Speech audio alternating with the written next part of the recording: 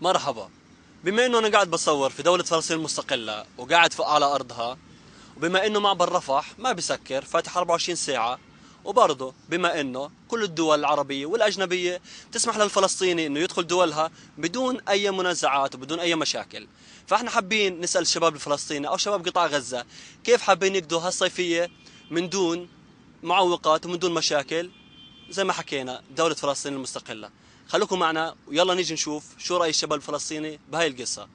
انت بتحكي انه فلسطين مش محتله ومعابر، الواحد يسافر مصر يشوف الاسبوع هذا زمان. صح برضه. يطلع على تشيك مثلا، تشيك سلوفاكيا مثلا، ممكن برضه. صربيا مثلا يعني. كويس. بس هو احنا في ظل الوضع اللي احنا عايشينه ما ظنيتش في مكان واحد يطش فيه. ما فيش لا طلع ولا نزله، انت شو بتحكي قاعد؟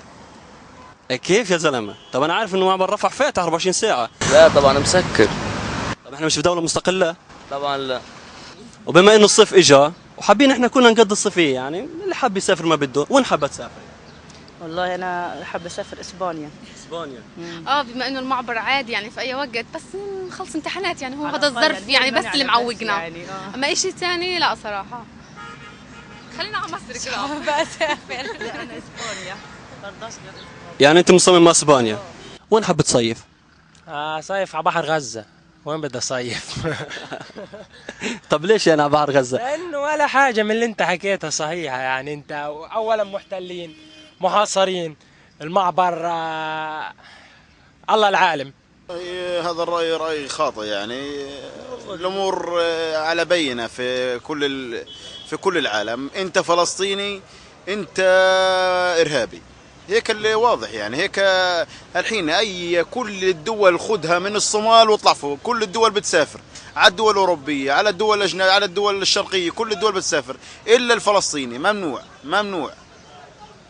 فيعني أنت الحين جيت وأنا ربنا جمعنا من غير معاد. يعني أنا قاعد هدول الأوراق، أنا قاعد بجري أودي أولادي عند أمهم طلعت الزيارة على الضفة، هاي اليهود منعوها ترجع، وهين انا لا قادر اودي اولادي ولا قادر اجيبها، هاي بعمل اجراءات اودي اولادي لها. احنا منقسمين، فهذه شغله كثير مأثره علينا، احنا نفسنا جواتنا مش محترمين بعض، خلي الكل من برا ما يحترمناش، فهذه شغله مأثره علينا. بس برضه يعني برضه يعني هي الضفه يعني مش زي غزه، بس برضه الاحتلال مأثر عليهم اكثر من غزه كمان. ومعبر رفح هذه ظروف مصر يعني حاليا وضعها بيسمحش انها تفتح المعبر مثلا، من وجهة نظرها انه وضعها السياسي او الوضع الحالي انتخابات وهيك، فوضعها بيسمحش انها تفتح المعبر، او يمكن تدخلنا في شؤون غيرنا خلانا ما انه سبب من اسباب انه يصعب علينا فتح المعبر. طيب والحل؟ شو هو الحل؟ ما فيش والله حل. الحل انه نلغي الحصار، غير هيك فيش.